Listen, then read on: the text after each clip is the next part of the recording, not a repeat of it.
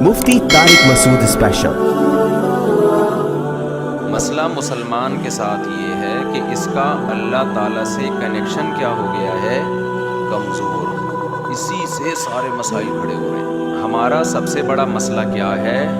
آج جو depression, stress, بیماریاں، پریشانیاں، ناکامیاں اور ٹینشنیں، ان کی بڑی وجہ یہ ہے کہ ہمارا اللہ سے کنیکشن کیا ہو گیا ہے؟ کمزور۔ بعض لوگوں کا تو بالکل ہی ختم ہو گیا ہے۔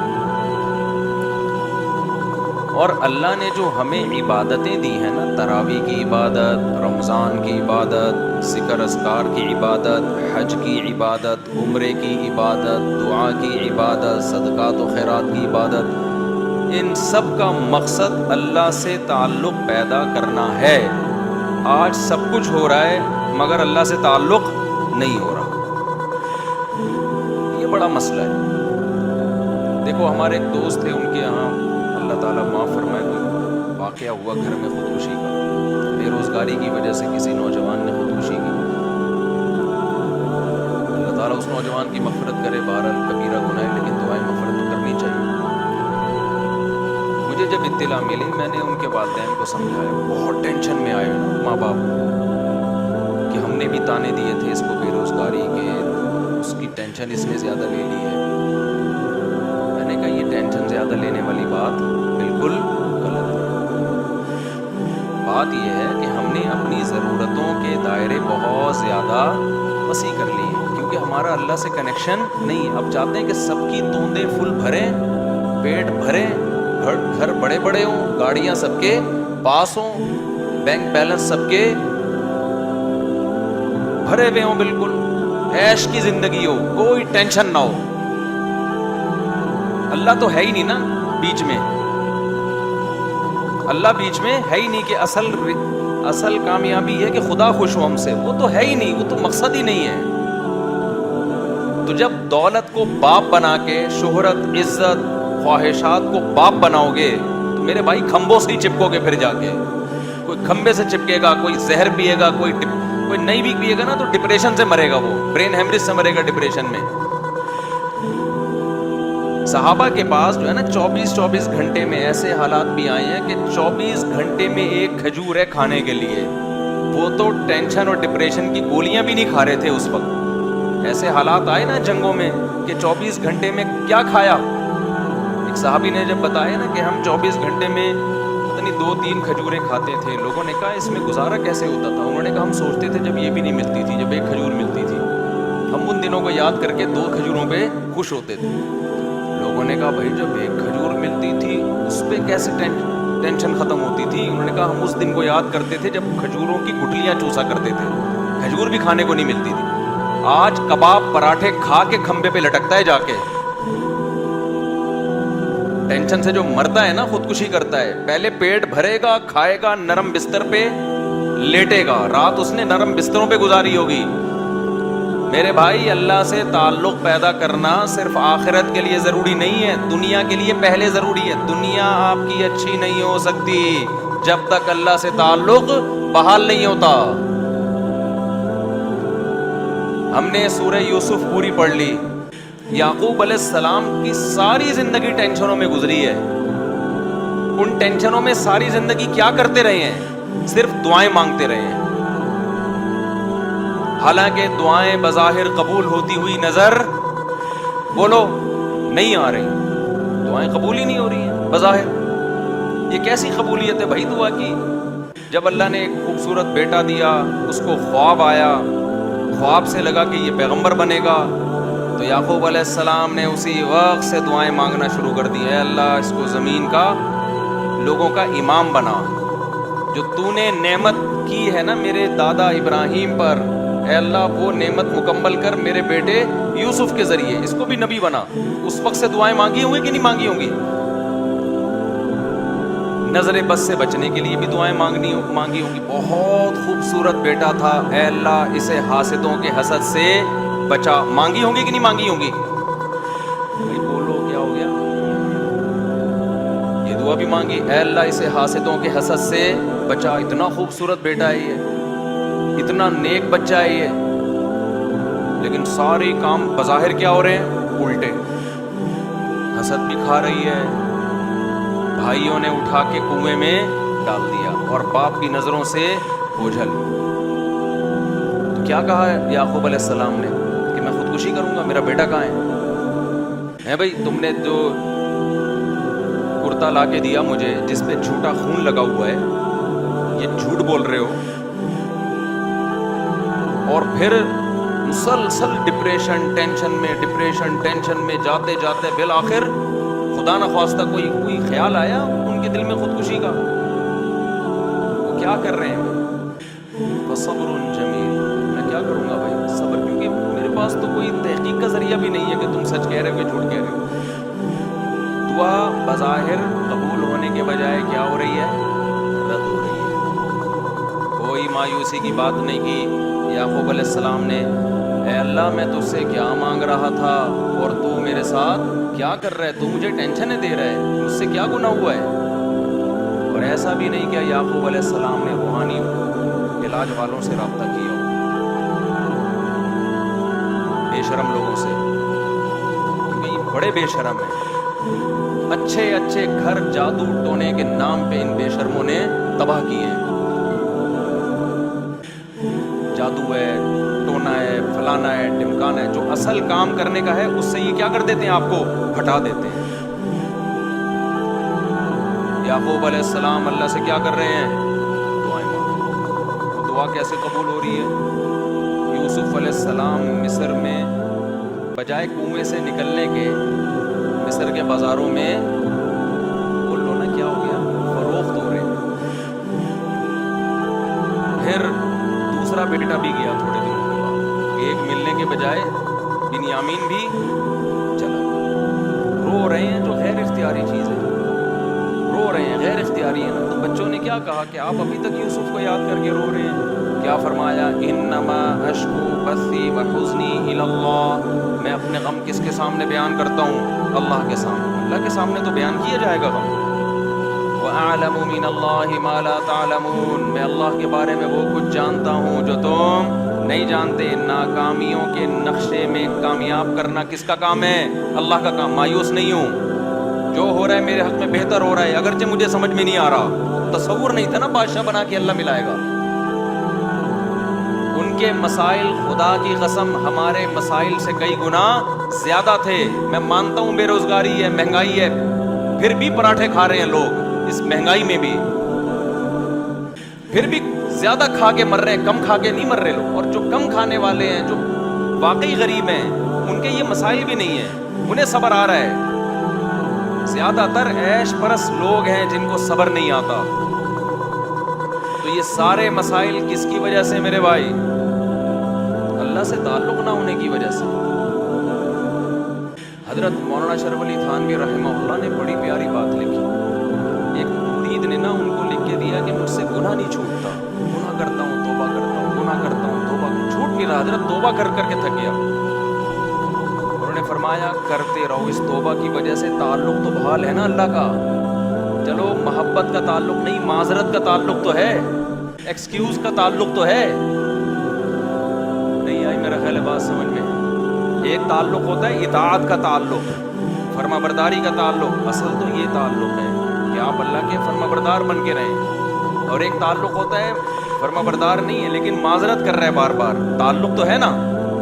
اور ایک ہے کہ تعلق ہی نہیں ہے, نہ اطاعت کر رہا ہے نہ اللہ سے معافیہ مانگ رہا ہے. آج مسلمان کا بہت بڑا مسئلہ کیا ہے کہ اللہ کو اس نے اپنی ڈکشنری سے نکالا. اب چند رسومات میں تو اللہ رہ گیا ہے, چند رسومات, لیکن ایسا مضبوط تعلق نہیں ہے کہ یہ اللہ آپ کو ڈپریشن سے نجات دے دے, یہ اللہ آپ کی ٹینشنیں دور کر. دیکھو جب آپ ٹینشن میں ہوتے, کوئی محبوب دوست مل کے آپ کے ساتھ ٹینشن شیئر کر لے تو آپ کو خوشی ہوتی ہے نا. آپ کہتے ہیں یار تمہاری وجہ سے میرا غم کیا ہو گیا ہے, ہلکا ہو گیا ہے. تو اللہ کی وجہ سے ہم ہلکا کیوں نہیں ہو رہا؟ اس کا مطلب اللہ دوست ہی نہیں ہے, تعلق ہی نہیں ہے اللہ سے. تو خوب سمجھ لو رمضان اللہ نے کیوں دیا؟ اللہ سے تعلق پیدا کرنے کے لیے. جتنی عبادتیں بھائی تم اللہ سے کوئی دوستی لگاؤ, راز و نیاز کیا کرو اللہ تعالیٰ سے. تو اللہ سے جو دوستی ہے نا اور تعلق ہے، اس میں سب سے زیادہ پاورفل چیز کیا ہے؟ وہ ہے دعا۔ آج میں نے دیکھا ہے لوگ نماز پڑھ لیتے ہیں کسی نہ کسی درجے میں، تلاوت کر لیتے ہیں کسی نہ کسی درجے میں، صدقات و خیرات بھی ٹوٹے ویسے تو نہیں ہو رہے جیسے ہونے چاہیے، لیکن چلو ٹوٹے پھوٹے صدقات و خیرات بھی ہو جاتے ہیں، عمرہ بھی کر لیتے ہیں، پیسہ اللہ دے دے، حج بھی کر لیتے ہیں، اللہ سے مانگنے کا شوق ختم، بس ایک فارمیلٹی پوری ہوتی ہے اجتماعی دعاؤں میں، اجتماعی جو دعائیں ہوتی ہیں نا اس میں آ رہے ہیں، اب تو بینر بھی لگ رہے ہوتے ہیں ہمارے یہاں، رو رو کے دعائیں مانگی جائیں گی، یہ بھی ایک انٹرٹینمنٹ کا ذریعہ بن گئی ہے چیز۔ میں کسی کی نیت پہ شبہ نہیں کر رہا، ٹی وی میں پروگرام دیکھ لو پہلے کئی پتہ نہیں آ رہے کہ نہیں آ رہے، باقاعدہ ٹھیک لگ رہے ہیں، پورا ایک انٹرٹینمنٹ ہو گئی۔ پورے سال خدا کے سامنے کبھی آنسو بہانے کا موقع کی توفیق نہیں ہوتی، گڑ گڑانے کی توفیق نہیں ہوتی، بہت بڑی دل کے اجڑنے کی دلیل ہے۔ تو جتنے یہاں پر لوگ بیان سننے آئے ہوئے ہیں، اعتکاف میں آئے ہوئے ہیں، نیت کریں کہ اس دل جس میں وحشت پیدا ہو چکی ہے اللہ سے، دل کی اس وحشت کو ختم کرنا ہے۔ میں جب حضرت مفتی رشید احمد صاحب رحمہ اللہ سے بیعت ہونے کے لیے گیا تو حضرت نے ہمیں کچھ معمولات بتائے، وہ معمولات آپ نے نہیں کرنے ہیں، آپ کے کون سے معمولات ہیں وہ میں بھی بتاتا ہوں، لیکن وہ آپ کے کرنے کے نہیں، اس کی وجہ بھی بتاؤں گا کیوں نہیں ہے۔ تو حضرت نے فرمایا کہ رات کو کسی بھی وقت قبلہ رخ ہو کے بیٹھ جایا کریں،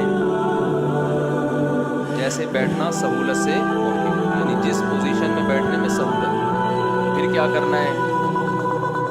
10 دفعہ درود شریف پڑھنا ہے نبی صلی اللہ علیہ وسلم کے احسانات کو سوچ کے، پھر 10 دفعہ استغفار پڑھنا ہے اپنے گناہوں کو یاد کر کے، اور پھر ایک مراقبہ کرنا ہے۔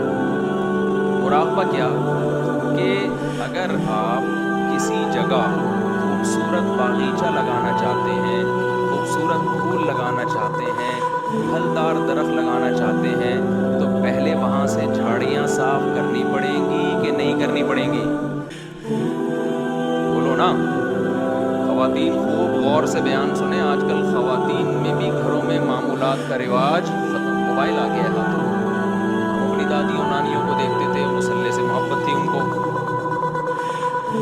آج ہم عصر کے بعد بات کر رہے تھے کہ فٹنس، فزیکل فٹنس کی، اس سے اکثر لوگ آ کے پوچھتے ہیں آپ اتنے باریک کیوں ہیں؟ میں تو کچھ کوئی خاص بہت زیادہ ایکسرسائز ہے، پراٹھے پھوڑتا رہتا ہوں۔ تو میں بتا رہا تھا کہ پہلے زمانے کے لوگ تو کوئی ٹریننگ نہیں تھی، کوئی فزیکل فٹنس کی چیزیں نہیں تھی، پھر بھی فٹ تھے، تو مجھے اپنی دادی یاد آ رہی تھی۔ اب آج خواتین واکنگ بھی کرتی ہیں، جاگنگ بھی کرتی ہیں، جم بھی جا رہی ہیں، میں اس کے خلاف نہیں ہوں، پردے کے ساتھ کیا جا سکتا ہے، کیونکہ گھر میں اور تو کچھ ہو نہیں رہا، تو پھر تو کھا بڑی اسپیڈ سے رہی ہیں، تو پھر وہی ہوگا نا جو مردوں کے ساتھ ہو رہا ہے، جو عورتوں کے ساتھ ہو رہا ہے، پٹپٹا کے دھماکے کے ساتھ اطلاع آ جاتی ہے، ایک دن آج یہ دنیا سے چلے گئے۔ لیکن ہم جب پرانی عورتوں کو دیکھتے ہیں، اپنی دادیوں نانیوں کو، تو انہوں نے تو ایک ایک تخت پہ پوری پوری عمریں گزار دی۔ میں اپنی دادی کو میں نے میرا خیال ہے 20 سال دیکھا ہے، 20 سال اپنی دادی کے ساتھ گزارے، تو 20 سال سے میں ان کو تخت پہ ہی دیکھ رہا تھا۔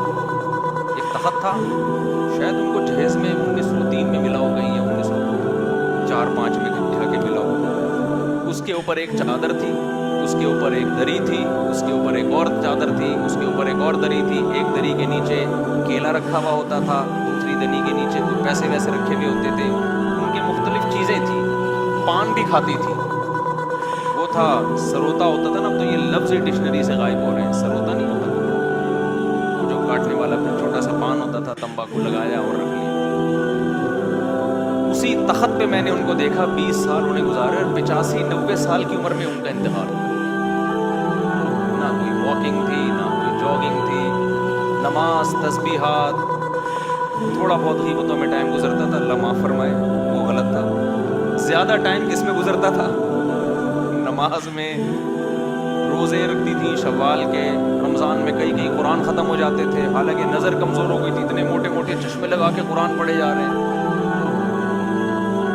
میں حیران ہوں آج کل عمریں کتنی چھوٹی ہو گئی ہیں۔ بات کیا ہے بھائی, کسی نہ کسی درجے میں اللہ سے تعلق تھا, ٹینشنیں نہیں تھی, ڈپریشن نہیں تھی جو یہ ہے. ان کی ڈپریشنیں اللہ سے دعائیں مانگ کے ختم. انہوں نے بہت سارے غم بھی دیکھے, جوان موتیں دیکھی ہیں. مجھے دادی نے بتایا کرتی پتہ نہیں کتنے میرے بچے پیدا ہو کے فوت ہوئے ہیں. آج عورت کا ایک بچہ فوت ہو جائے نا, اتنا شور شرابہ, اتنا رونا پیٹنا چیخنا کہ شوہر کا دل کرتا ہے کہ وہ بھی فوت ہو جائے, اتنی ٹینشن ہوتی ہے اس کو. غموں کا برداشت کرنا اور برداشت کرنے کی طاقت اور قوت ختم, کیونکہ اللہ سے تعلق کیا ہو گیا ہے, ختم. پہلے بڑے آرام سے ایک جملہ, بھائی ما قدر اللہ, یہ دیا, یہ اولاد دی اللہ نے, لینے والا کون ہے, وہ بھی اللہ, اس کی مرضی لے لی. تھوڑا بہت روئے, اس کے بعد نارمل.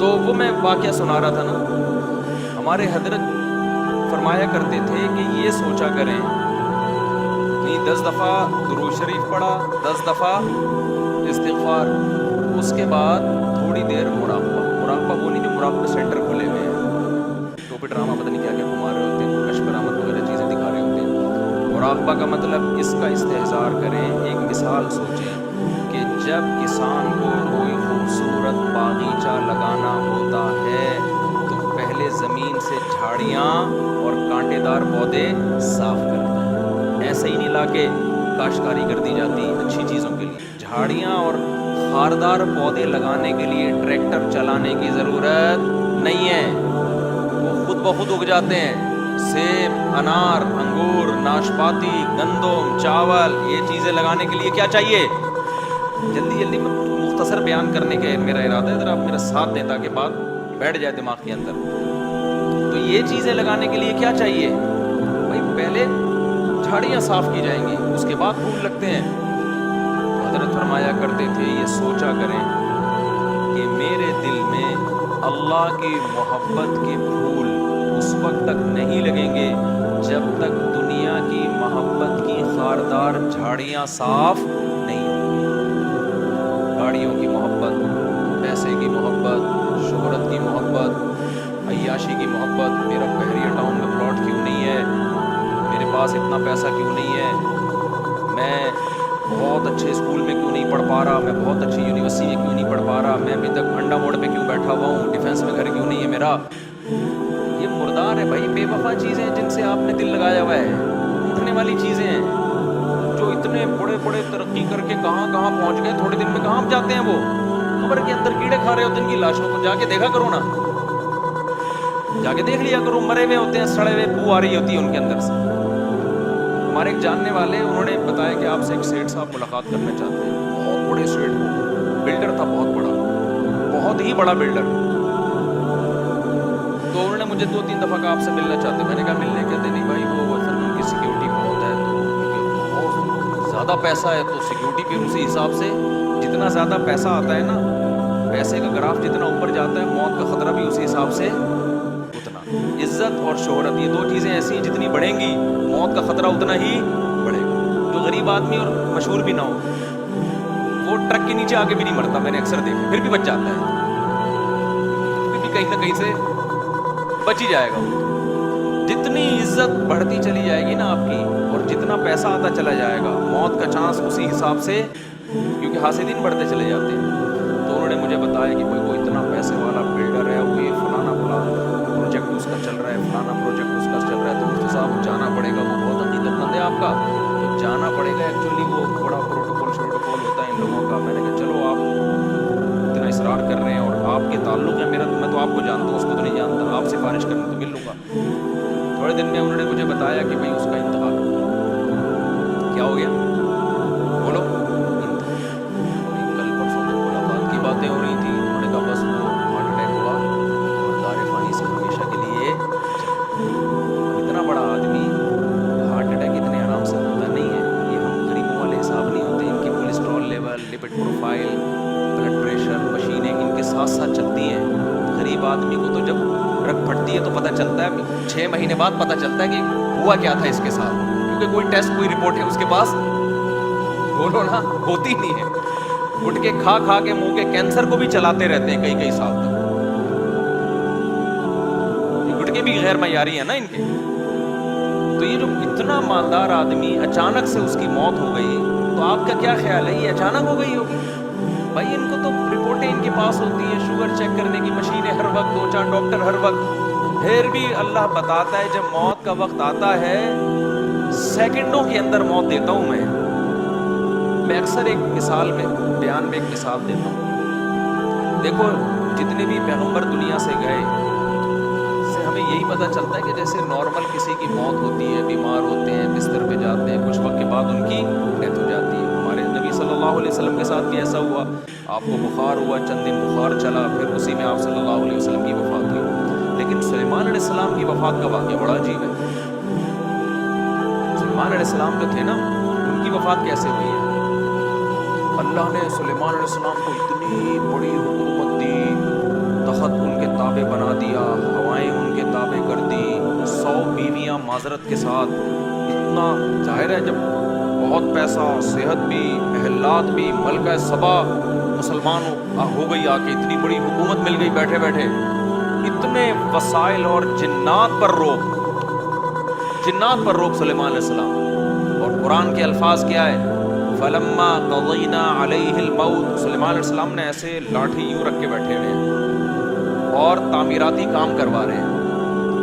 یہ جو احرام مصر ہے نا, کوئی بھروسہ نہیں ہے جنات نے بنایا, کیونکہ یہ عجائب دنیا کا ایک عجوبہ اسی وجہ سے ہے کہ سائنسدان اور ماہرین حیران ہیں کہ یہ بغیر جوڑ کے اتنی بڑی بڑی اینٹیں کون سی کرینوں نے لا کے یہاں رکھی ہیں. غیر ممکن ہے جنات نے اٹھا کے پہاڑوں پہ رکھ دی ہوں.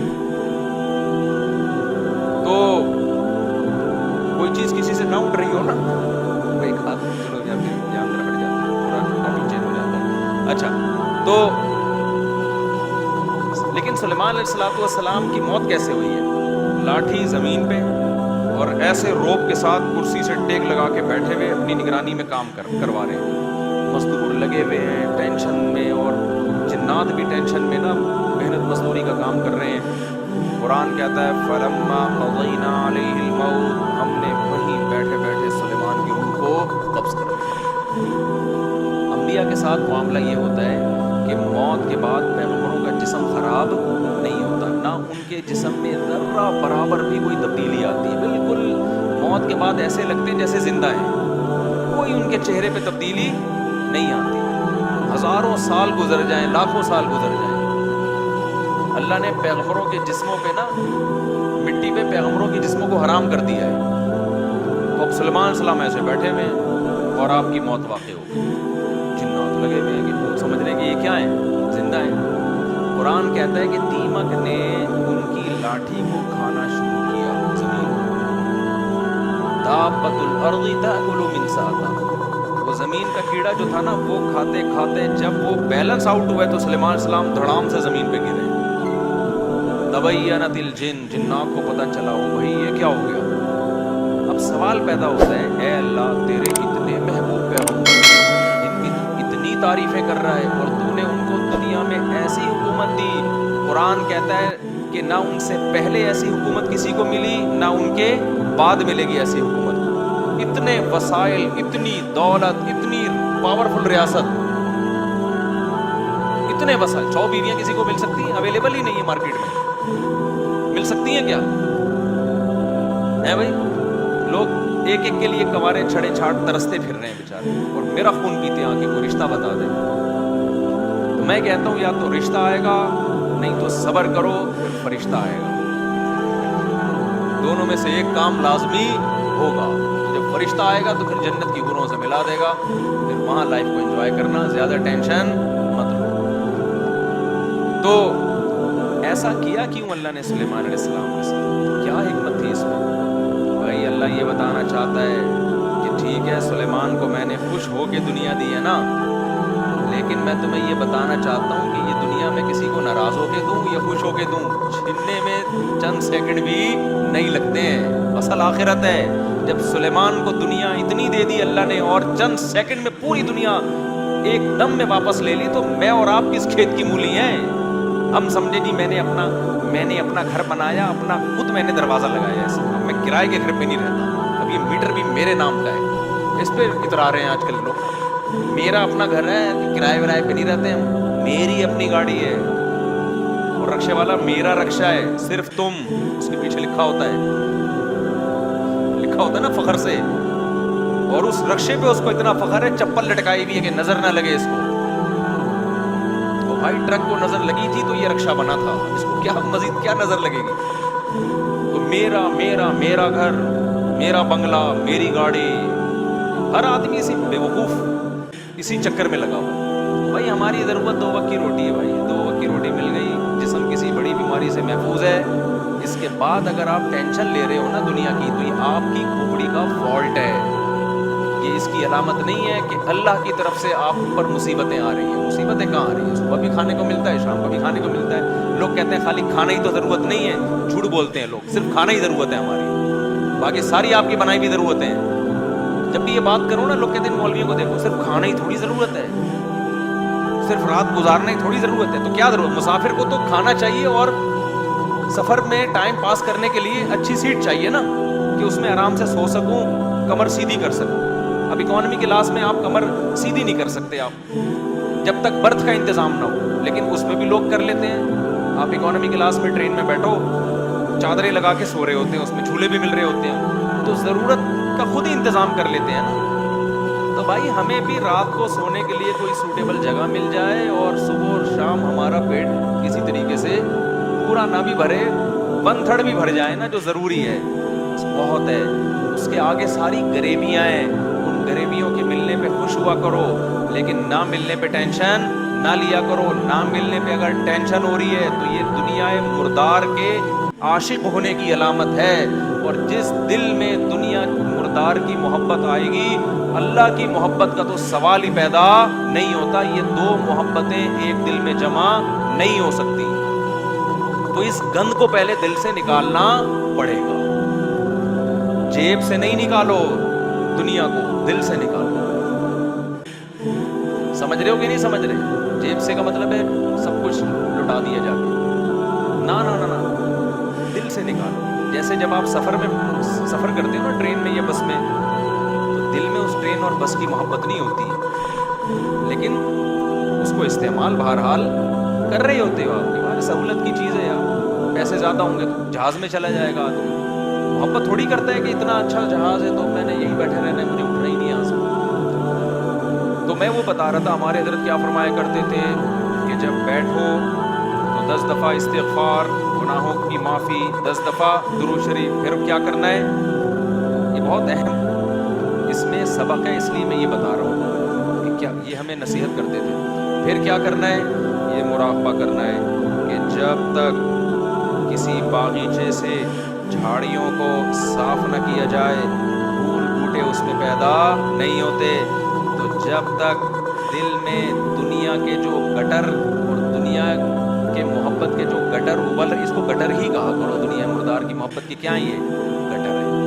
دنیا مردار کی محبت کے گٹر یہ جب تک بند نہیں ہوں گے, اللہ کی محبت کے چشمے نہیں پھوٹیں گے. ایک ہی سوراخ سے گٹر کا پانی بھی نکل رہا ہو اور چشمہ بھی نکل رہا ہو, کبھی دیکھا آپ نے؟ بولو نا کیا ہو گیا بھائی. جس سوراخ سے چشمے نکلتے ہیں ان سے گٹر کے پانی نہیں نکلتے, اور جن سوراخوں سے کراچی میں تو الحمدللہ یہ مثال سمجھانے کی ضرورت ہی نہیں ہے, ہر سوراخ سے گٹر کا پانی نکل رہا ہے. تو کبھی آپ نے دیکھا چشمے ابلتے ہوئے کراچی میں؟ تو جس دل میں دنیا مردار کے گٹر کا پانی ابلتا ہو, اس دل میں اللہ کی محبت کے چشمے نہیں پھوٹ سکتے. تو یہ حضرت فرماتے تھے یہ مثال سوچیں. کیوں سوچیں آگے بتا رہا ہوں میں. پھر ایک اور مثال سوچیں, اور یہ ہمارے سب اکابر بتاتے رہے ہیں, صرف ہمارے حضرت کی بات نہیں ہے. دوسری کیا مثال, کہ جب سفید کپڑوں کو نیل لگایا جاتا ہے اس میں چمک پیدا کرنے کے لیے, تو پہلے میل کچیل کو صاف کیا جاتا ہے. ڈائریکٹ نیل نہیں لگا دیا جاتا ورنہ عجیب سا لگے گا. پہلے اس کا میل اتارا جاتا ہے, اس کے بعد اس میں برائٹنس پیدا کرنے کے لیے, اٹریکشن پیدا کرنے کے لیے, اس گند اور میل کچیل کو دور کرنے کے بعد پھر اس کو نیل کے پانی میں ڈبویا جاتا ہے. پھر کیسا اجلا اور چمکتا ہوا نظر آتا ہے وہ. تو جب تک دل میں اللہ کے غیر کی محبت کا گند صاف نہیں ہوگا, اللہ کی محبت کے نیل سے دل چمکدار نہیں. یہاں تک کھوپڑی شریف میں بات آ گئی ہوگی میرا خیال. پھر حضرت فرماتے تھے پھر اس کے بعد کیا کرنا ہے. ابھی تو یہ سوچنا ہے نا, سوچنے کے بعد کیا کرنا ہے. پھر اس کے بعد قبلہ رخ بیٹھ کے لا الہ الا اللہ کی ضرب لگانی ہے. آپ لوگ یہ کام نہ شروع کر دیں, وجہ میں بتاؤں گا. لا الہ کرتے ہوئے کیا کرنا ہے, دائیں طرف سر کو لے کے جانا ہے, اور توجہ یہ کرنی ہے کہ دل سے لا الہ کا مطلب کوئی معبود نہیں, کوئی محبوب نہیں, کوئی بھی نہیں. دل سے کیا کرنا ہے, سب کو نکال کے باہر الا اللہ. پھر واپس گردن کو لانا ہے اور دل پہ چوٹ مارنی ہے. کس کی؟ الا اللہ.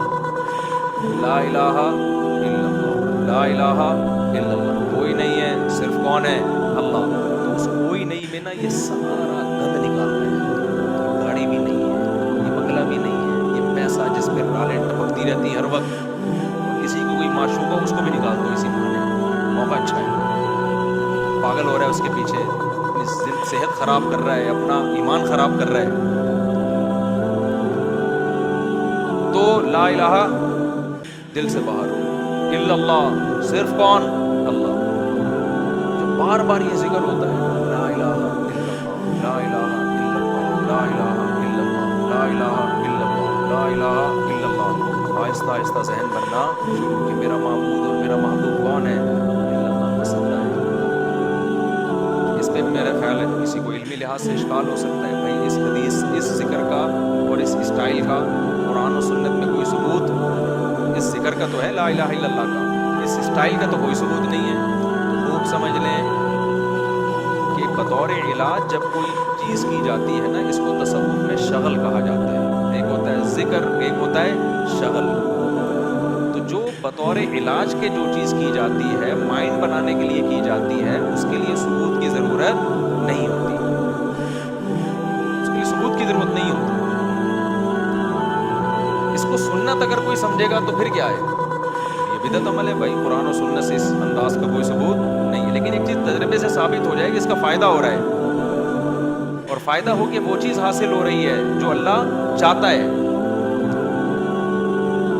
تو پھر اس کے لیے ثبوت کی ضرورت نہیں ہے. ہاں اگر یہ اجتماعی سطح پہ لوگوں کو بلا کے یہ سیٹ اپ شروع ہو جائے نا, تو پھر یہ بدعت کا ذریعہ ہونے کی وجہ سے کیا ہوگا, پھر ناجائز ہوگا. تو آپ یہ کام نہ کریں, کوئی بدعت نہ بن جائے نہیں, لیکن ایک کام آپ لازمی کر لیں. جو میں نے اتنا لمبا چوڑا آپ کو یہ پورا طریقہ بتایا نا, آپ یہ نہ کریں یوں گردنیں, بعض لوگوں کے فرما بھی ٹیڑھا ہو جاتا ہے اس سے, یوں کرنے کے بعد پھر اٹھ ہی نہیں پا رہے نا, وہ ایسے ہی ہو گیا.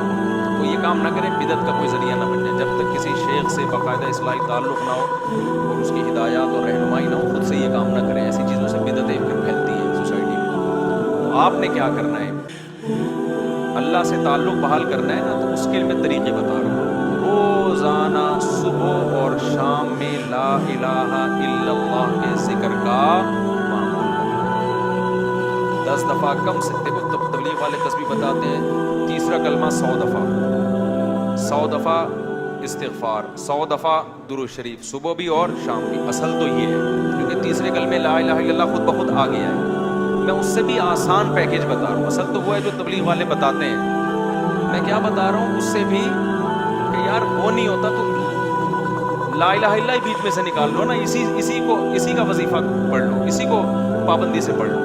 تو جتنے یہاں مرد اور خواتین آج بیان سننے کے لیے آئے ہیں, آج سے عزم کریں کہ ہم نے روزانہ کم سے کم 100 مرتبہ صبح اور 100 مرتبہ شام لا الہ الا اللہ کا ورد کرنا. اچھا, ذکر میں اصل یہ ہے کہ آہستہ آواز سے کیا جائے.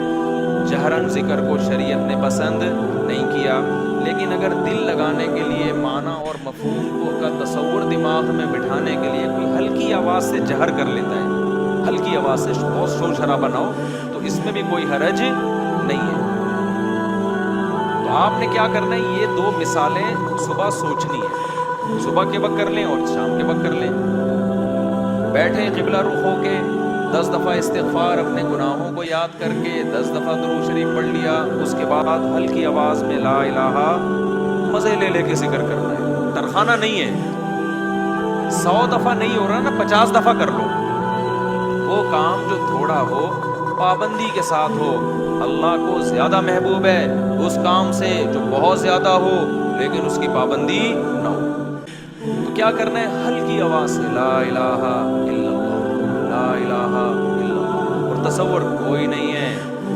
لا الہ کا مطلب اللہ قرآن میں کہتے ہیں افرأیت من اتخذ الہہ ہواہ. تم نے ایسے لوگ دیکھے جن کا معبود ان کی خواہشات ہیں, خواہشات کو اپنا خدا بنایا ہوا ہے.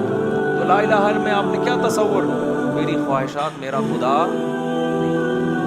جس کے دل میں بھی وہ ہر آدمی کو پتا ہے مجھے کس سے زیادہ عشق چڑھا ہوا ہے, آج گاڑی سے زیادہ ہے, بنگلے سے زیادہ ہے, بحریہ ٹاؤن سے زیادہ ہے, یہ کس سے ہے؟ جو گھسا ہوا ہے نا دل کے اندر. کسی کو کسی چیز سے ہوتا ہے, کسی کوئی یہ جو عاشق ہوتے ہیں نا جن کو حرام عشق ہو جاتے ہیں ان کو کہا جاتا ہے اس محبوبہ کا تصور کر کے دماغ سے نکالو جو حرام عشق ہے. سمجھتے ہو کہ نہیں سمجھتے؟ تو آج سے یہ وعدہ کرتے کہ نہیں کرتے؟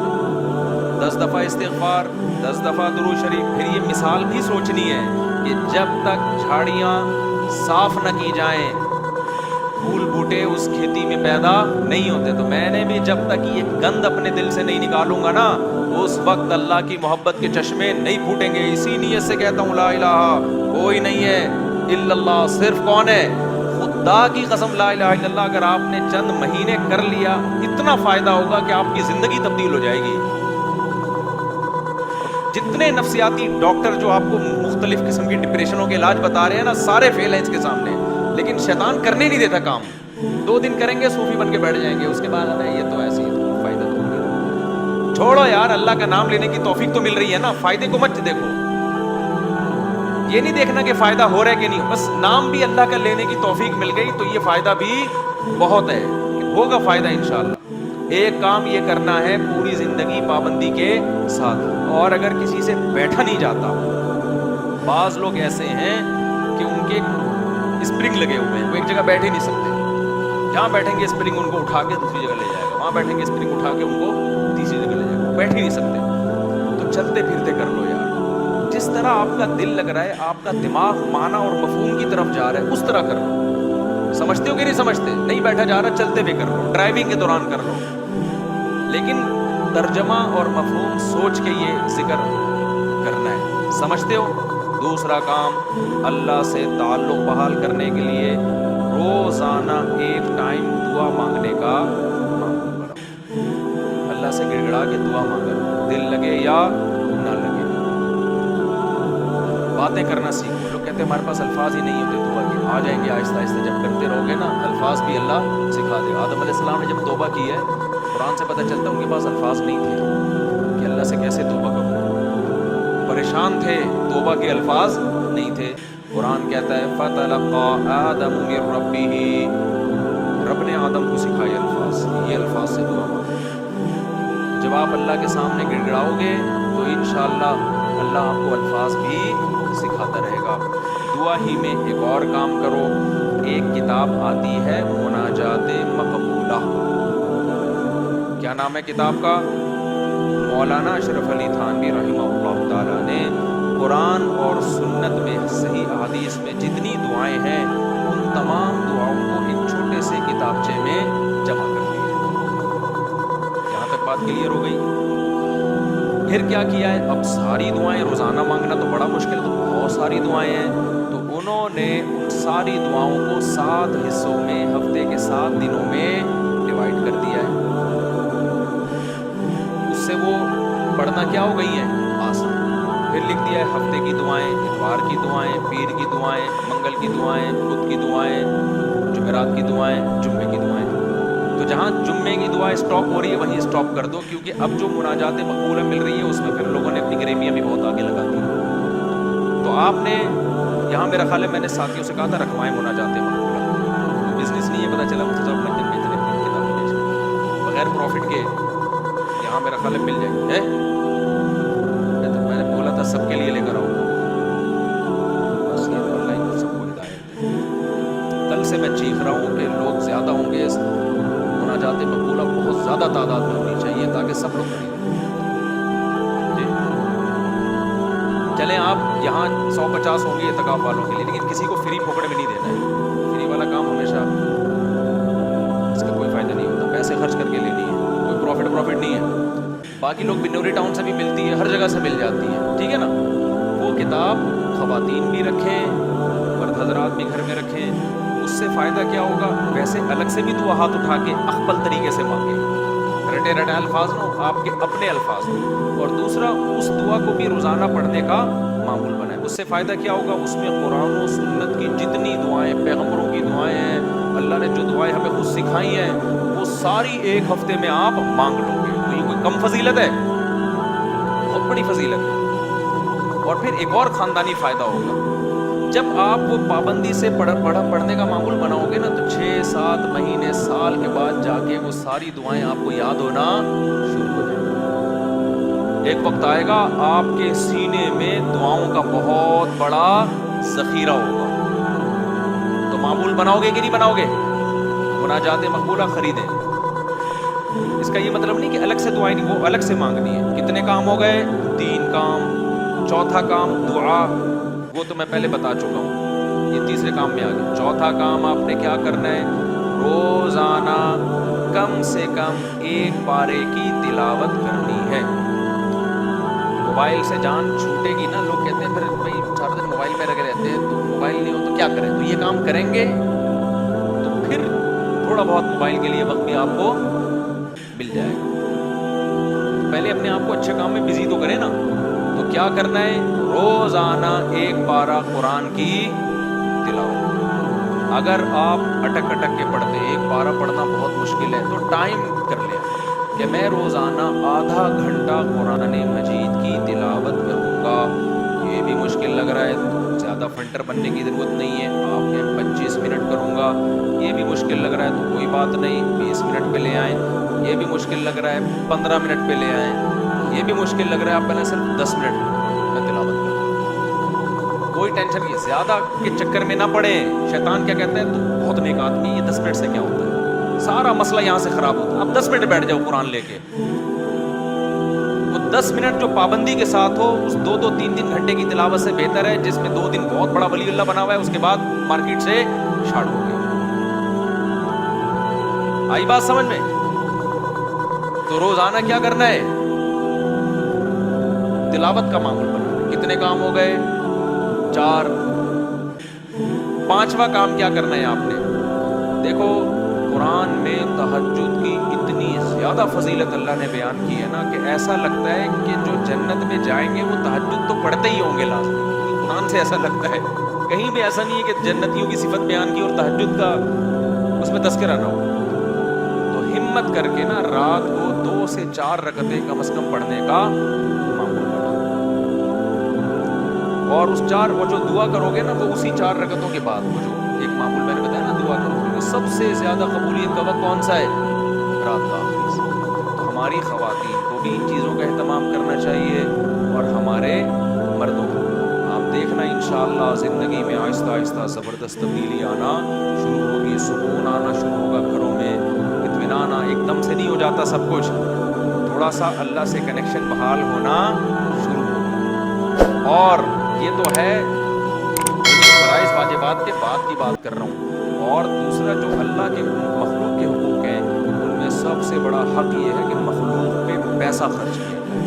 अंग्रेज़ों वाले अखलाक से कुछ भी हासिल नहीं होता। लोग तारीफ़ें कर देते हैं बहुत अच्छे, गोरा क्या करता है, मुस्कुराता बहुत है, वो कभी गुस्सा नहीं आएगा उसकी, अच्छी बात है, ये कोई बुरी चीज़ नहीं। रोकड़ा नहीं निकलता उसकी जेब से। बात आ रही है समझ में? बस ये कह के बयान खत्म कर रहा हूँ। गोरा पता है क्या है, बहुत अच्छा है। क्यों? जब आपसे मिलेगा, नाइस टू मीट यू, आपसे मिलके मुझे खुशी हुई। जब बात करेंगे मुस्कुरा के, अच्छी बात है, हदीस में आता है मुस्कुरा के बात करना सदका। कभी किसी से लड़ेंगे नहीं और बड़े तमीज़ से सब कुछ, रोकड़ा नहीं निकलता गोरे की जेब से। आप जो देख रहे हैं बिल गेट्स वगैरह, बहुत ज़्यादा पैसा इनके पास है, ये जो कर रहे होते हैं ना, ये इनकी चवन्नियाँ ठंडी होती है, समझते हो? ये जो इतना आपको ट्रस्ट में दे रहे होते हैं, ये इनकी चवन्नियाँ ठंडियाँ हैं। तो ठंडी नई जनरेशन को तो ठंडी का मतलब ही नहीं पता क्या होती है। नई जनरेशन जो है ना, कुछ दिनों में कहेगी कि हमारे अब्बा ना, अबे तू गरीब आदमी, सिर्फ 5000 का नोट तुझे जेब खर्ची में मिलता है, तुझे शर्म नहीं आती? ये 5000 की ये वैल्यू होने वाली है थोड़े दिनों में। खैर, अल्लाह ताला ने हमें हुक्म दिया ان کے مالوں میں جو ضرورت مند لوگ ہیں ان کا حق ہے. ایسے صدقات و خیرات کیا کرو جیسے گورا ٹائم پہ ٹیکس دیتا ہے. کیا ٹیکس کی بڑی ویلیو ہے. اچھا شہری ہے, ٹیکس پہ ڈنڈی نہیں مارتا. ہم ٹیکس بھی دیں گے لیکن ہم اپنے رشتہ داروں پہ, غریبوں پہ, ضرورت مندوں پہ ایسے تجوریوں کا منہ کھولیں گے کہ گویا یہ اللہ کی طرف سے ہم پہ ٹیکس ہے. کنجوسی ختم کرو معاشرے میں. زکوٰۃ دیتے ہوئے جان نکل رہی ہے, حالانکہ کتنی تھوڑی سی زکوٰۃ ہے یار, کتنی تھوڑی سی زکوٰۃ. بیٹیوں کے نام ہو رہا ہے زیور تاکہ زکوٰۃ نہ دینی پڑے. خوشی خوشی دو یار, سال میں ایک دفعہ ایک اسلام کا رکن ادا کرنے کا موقع مل رہا ہے, اس سے بڑھا کے دیا کرو. 2.5% ہے, ہم 5% دیں گے جی, گریوی دے. اللہ بھی تو ہمیں ضرورت سے زیادہ دے رہا ہے کہ نہیں دے رہا. جتنا اللہ کے ذمے ہمارا رزق ہے وہ تو 2 روٹی ہے, صبح اور ایک شام کو, بالکل فٹ فاٹ رہتا ہے. لیکن اللہ پراٹھے بھی کھلا رہا ہے. اللہ ہم تختوں پہ بھی سو سکتے ہیں, لیکن اللہ نے سونے کے لیے ہمیں کیا دیے ہوئے ہیں؟ گدے دیے ہوئے ہیں. ہر چیز ہمیں اللہ نے, ایک جوڑا ہمارا گزارے کے لیے کافی ہے جو سطر کو ڈھانپ لے. لیکن پیٹیاں کھولو, پوٹلوں کے پوٹلے نکل کے گریں گے نیچے. میرے بھائی اللہ کیا ہمیں ترسا کے دیتا ہے؟ ہماری ضرورت سے کئی گنا زیادہ. تو جب اللہ ہم سے مانگتا ہے تو ہمیں بھی چاہیے اللہ کے لیے اپنے ہاتھ کو کھلا رکھیں. تو جتنے خواتین یہاں بیٹھی بیان سن رہی ہیں, جتنے مرد, ہر مہینے معمول بنائیں کچھ نہ کچھ اماؤنٹ پابندی سے صدقہ کریں گے, اور اپنے بچوں کو سکھائیں. یہ بچوں کو پتہ ہے آج کل کیا سکھایا جا رہا ہے؟ بیٹا پیسہ جو ہے نا, اس پہ کبھی کمپرومائز نہیں کرنا. ہر وقت ان کے سامنے دولت کی باتیں, پیسے کی باتیں, دولت کی باتیں, پیسے کی باتیں, بزنس کی باتیں. لہذا جس بچے کو جاب نہ ملے وہ کھمبے سے لٹک کے مرتا ہے. بچے کو توکل کی باتیں کرو, بیٹا پیسہ ویسا کچھ نہیں ہوتا, ٹھیک ہے اللہ نے ہمیں بہت دی ہے لیکن یہ سب کچھ نہیں ہے. اصل عمل ہے. اصل کیا ہے؟ عمل ہے. قارون جب اپنے خزانوں کے ساتھ نکلا تو غریبوں نے کہا پیسہ ہی سب کچھ ہے. اہل علم نے کیا کہا؟ بھائی یہ کچھ بھی نہیں ہے, اصل عمل ہے. یہ اہل علم نے کہا نا, قرآن میں کئی بار بتا چکے. اپنے بچوں کو سکھاؤ بیٹا پیسے, کسی کی دولت دے کے رالے مت ٹپکانا. اصل کیا ہے؟ عمل ہے. صدقہ خیرات, یہ پیسے والا اگر صدقہ خیرات کرتا ہے تو بہت اچھا, نہیں کرتا تو بیٹا یہ پیسہ وبال جان ہے. بچپن سے ان کو عیدیاں دیا کرو تو ان کو بولا کرو کہ کچھ صدقہ کرو اس میں سے. ہماری حضرت تو فرمایا کرتے تھے جب فقیر کو پیسہ دینا ہو نا, بچے کے ہاتھ سے دلواؤ, تم دے کر آؤ جا کے, تاکہ اس کو پیسہ دینے کی عادت پڑے. اپنے بچوں کے سامنے اپنی بہنوں پہ خرچ کیا کرو, اپنے رشتہ داروں پہ خرچ کیا کرو, تاکہ ان کو بھی بڑے ہو کر عادت پڑے کہ ہم نے بھی کیا کرنا ہے, اپنے بہن بھائیوں پہ خرچ کرنا ہے. ابا مر رہا ہوتا ہے, وصیت کر رہا ہوتا ہے میری بیٹیوں کا خیال کرنا, اگلا بول رہا تھا تو نے کون سا اپنی بہنوں کا خیال کیا کبھی زندگی میں؟ دادا یہی حسرتیں لے کے دنیا ہے, ان کی بہنوں کی تو وراثتیں کھا کے بیٹھا ہوا ہے ابا ہمارا, پھوپھیوں کی وراثتیں کھا کے. ہوتا ہے نا, ابا نے سارا وہ اسی سے تو چل رہا ہے.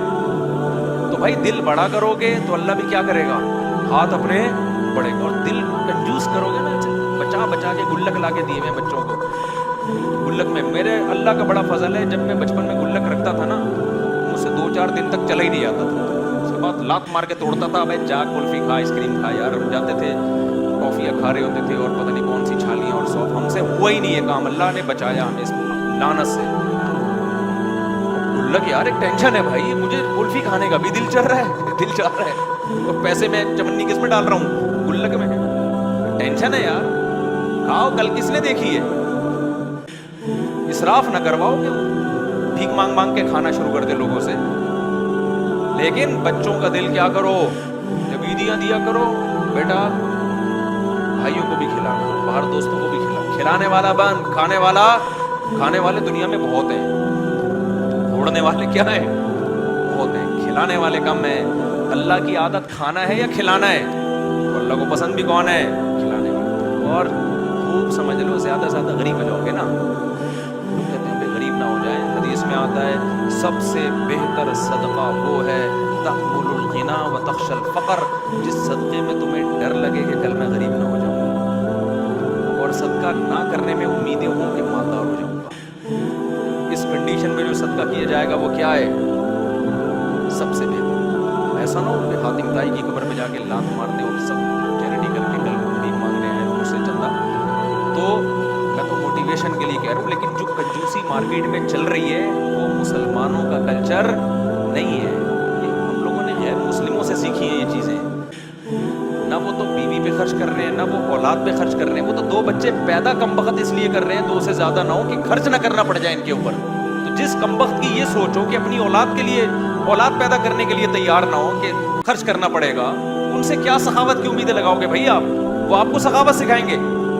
خرچ کرنے کا سب سے بہترین محل تو ماں باپ اور اولاد ہیں، انہی کے لیے تو انسان کماتا ہے. کوئی بات نہیں، پیدا ہوں گے کھلائیں گے، کوئی بات نہیں. اور بچے کہیں نا کہ ابا کھانے کو روٹی نہیں ہے، بیٹا روٹی ضروری نہیں ہے، اللہ پیٹ ضرورت کا. ہمارے نبی کو تو 40 سال سے روٹی نہیں ملتی تھی، کوئی ضروری نہیں ہے، جتنی ضروری ہے اتنی اللہ دے دیتا ہے. باقی اللہ زیادہ دے رہا ہے تو شکر ادا کرو، نہیں دے رہا تو کیا کرو. آج لوگ کہتے ہیں غربت کی وجہ سے نا لوگ ڈپریشن میں جا رہے ہیں، خودکشیاں ہو رہی ہیں. بھائی غربت کی وجہ سے نہیں، تربیت نہ ہونے کی وجہ سے ہو رہا ہے یہ. پہلے بھی غریب ہوتے تھے لیکن مائیں سکھاتی تھیں، باپ سکھاتے تھے، بیٹا آج روٹی ہے ٹھیک ہے، اور نہیں ہے تو کیا ہے، صبر کرو. میں ایک واقعہ سنا کے بس بیان کو سمیٹتا ہوں. ایک بزرگ کا واقعہ ہے کہ ان کے پاس نا ایک طالب علم پڑھا کرتا تھا. پہلے زمانے میں کیونکہ وسائل بہت کم ہوتے تھے دینی مدرسوں کے پاس، طلبہ بہت سے بھوک میں پڑھتے تھے. تو ایک طالب علم تھا، وہ اب کبھی مدرسے میں روٹی مل رہی ہے کبھی نہیں مل رہی. تو وہ بزرگ تھے، وہ بھی اسی کے ساتھ جب بھوکے رہتے، جب روٹی ہے تو ٹھیک ہے، بھوکے نہیں ہے تو کھا لیا، چلو جی روٹی ہے تو کھا لیا. امام ابو یوسف جو امام ابو حنیفہ کے شاگرد ہیں نا، پتہ نہیں کتنے سال انہوں نے صرف دہی اور سوکھی روٹی پہ گزارا کیا ہے، پھر جا کے علم حاصل کیا ہے. اگر اس طرح کے ان کو تربیت دی جاتی کہ کامیاب وہ ہے جو پراٹھے پھوڑ رہا ہے اور یہ کھا رہا ہے، تو وہ تو ابو یوسف تھوڑی بنتے. پھر وہ قاضی القضاء اسلامی دنیا کے جو سب سے پہلے مسلمان جج تھے نا، سب سے بڑی آبادی پہ، وہ امام ابو حنیفہ کے شاگرد ابو یوسف رحمۃ اللہ علیہ. وہ پیڑے کھا کے نہیں بنے ہیں، وہ سوکھی روٹیاں کھا کے. مولانا طارق جمیل صاحب کی آج لوگ عیش و عشرت دیکھتے ہیں، کئی مہینے ابلے ہوئے چاولوں پہ گزارا کیا ہے. تو وہ جو بزرگ تھے نا، ان کے شاگرد نے کیا کہا، جب کھانا ہوتا نا تو کھلا دیتے، جب کھانا نہیں ہوتا تو وہ بزرگ کہتے کہ بیٹا آج ہم اللہ کے مہمان ہیں، آج ہم کیا ہیں، اللہ کھلائے گا. مطلب ہے کہ کوئی کھانے کا انتظام اللہ کھلائے گا، کہ یہ مطلب ہوتا ہے کہ کوئی انتظام، بس اللہ تسلیاں دے گا، یعنی صبر کی توفیق دے گا. تو ایسے ہی ہوتا ہے. ایک دن وہ بیچارہ بیٹھا ہوا تو اس نے پوچھا کہ کھانا ہے، انہوں نے کہا ہے. تو وہ طالب علم رونے لگا. یہ تربیت کی بات بتا رہا ہوں آپ کو، آج کل یہ تربیت نہیں ہے. بزرگ نے کہا بیٹا آج تو کھانا ہے، آج تم رو کیوں رہے ہو؟ انہوں نے کہا کہ استاد جی آپ جب یہ کہتے تھے نا آج ہم اللہ کے مہمان ہیں، اس میں جو لذت تھی کھانا کھانے میں نہیں، کیونکہ آج اللہ کے لیے جب صبر کرنا پڑتا ہے تو اس کا اپنا مزہ ہے نا. روزے میں بھی تو ہم بھوکے پیاسے رہتے ہیں، لیکن اس کا ایک لطف ہے. یہ کس کے لیے رہتے ہیں؟ یہ اللہ کے لیے رہتے ہیں. ویسے کوئی ہمیں بھوکا پیاسا ذرا رہ کے تو ڈاکٹر کہہ کے تھک گئے، کم کھاؤ کم کو مانتا ہے، خود ڈاکٹر نہیں مانتا اپنی بات. ایک دن میں بیٹھا ہوا تھا، میں طلبا کو نہیں، یہاں لڑکوں کو سمجھا رہا تھا، دیکھو بریانیاں شریانیاں نہیں پھوڑا کرو، ایکچولی ہماری ڈائٹ یہ ہوئی نا بہت زبردست. کھانا آیا میں نے بھی پھوڑ دی بیٹھ کے. مجھے خود یاد نہیں تھا کہ میں ابھی تھوڑی دیر پہلے نصیحتیں کیا کر رہا تھا، ابھی پرسوں کی بات ہے. یہ مجھے کہنے لگے آپ تو سمجھا رہے تھے یہ کھاؤ. میں نے کہا بھائی اس تقریر کو الگ رکھ، کھانے کے بعد دوبارہ ہم اس پہ ڈسکس کریں گے، ابھی بھوک لگ رہی ہے پھوڑ دیتے. تو بھائی جو سمجھا رہا ہوتا ہے وہ بھی پھوڑتا ہے، ڈاکٹر خود پھوڑ رہے ہوتے ہیں. لیکن کیسے اللہ کے کہنے پر یار اللہ ہمیں توفیق دیتا ہے. پورا مہینہ کھانا پینا ایسا جام ہوتا ہے، ایک قطرہ حلق میں پانی کا نہیں اترتا. یہ خدا کے حکم کے بغیر ممکن نہیں ہے. تو اس کا اپنا ایک سکون ہے، ایک لذت ہے اس میں. ٹینشن تھوڑی اتنی انسان پال سکتا ہے، اس میں ایک خاص لذت ہے کہ کس کے لیے ہے یہ اللہ کے لیے ہے. تو یہ جو میں نے آپ کو معمولات بتائے ہیں، کوشش کریں گے نا اس پر عمل کرنے کی. صدقہ بھی کرنا ہے، خیرات بھی کرنا ہے، اور خواتین نے بھی خیرات کرنا ہے. نبی صلی اللہ علیہ وسلم نے خواتین کو الگ سے حکم دیا کہ تم صدقات و خیرات کی کرو اور اس آگ سے بچو جس سے بچنے کا اللہ نے حکم دیا. خواتین کہیں گی ہم کہاں سے صدقہ خیرات کا معمول بنائیں؟ بھائی آپ صدقہ خیرات کا ایسے معمول بنائیں کہ اگر کوئی پاکٹ منی شوہر کی طرف سے ملتی ہے اس کو تھوڑا بچا لیا کریں کہ بھائی اتنا میرا ہے باقی کیا کرنا ہے. یا اگر کوئی سورس آف انکم ہے اس میں سے کچھ خاص کر لیں.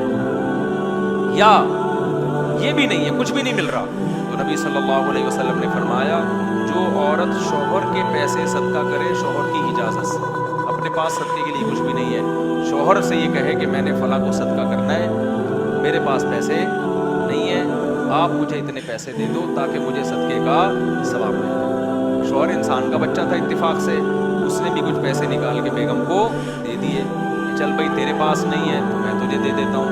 تو نبی نے فرمایا کہ شوہر کو بھی مکمل ثواب ملے گا صدقے کا اور عورت کو بھی مکمل, حالانکہ پیسہ عورت کا خرچ نہیں ہو رہا ہے. سمجھتے ہو کہ نہیں سمجھتے ہو؟ تو اس لیے بھائی اس صدقات و خیرات کا معمول بناؤ, اس کی عادت ڈالو. یہ چند معمولات ہیں جو ہم نے پورے سال پابندی سے کرنے. اللہ تعالیٰ سمجھنے کی عمل کی توفیق عطا فرمائے.